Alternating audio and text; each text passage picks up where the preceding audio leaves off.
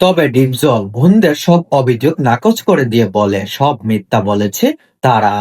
তারা যদি আমার কাছে সম্পত্তি পেয়েই থাকে তাহলে ভালোবেসে চাইলেই তো 2 থেকে 3 গুণ দিতাম এমনিতেই। ওরা তো আমার বোন। যেখানে অন্যদের আমি দাগ করি সেখানে বোনদের সম্পত্তি দিব না কেন? তবে ডিপজলের বোনেরা বলে ভাইয়ের কাছে 5,000 কোটি টাকার সম্পত্তির ভাগ চাইতে গেলে হাতে কিছু টাকা ধরিয়ে দেয় আর বলে পরে হবে। 1,000 টাকা দিয়ে আমরা কি করব? আমরা যেখানে আমার বাবার 5,000 কোটি টাকার সম্পত্তির ভাগ পাই। পারিবারিকভাবে অনেকবার বসেছি যে সম্পত্তি দিতে রাজি না, তাই বাধ্য হয়ে আমরা মিডিয়ার সামনে মুখ খুলেছি, আদালতে মামলা করেছি।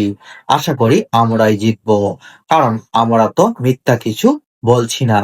ডিপজলের এই ব্যবহারের কারণে আপনার কি মনে হয়?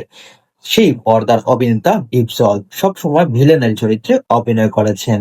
অবশেষে কি ডিপজল তার পারিবারিকভাবে ভিলেনের চরিত্রে অভিনয় করতে চাচ্ছে?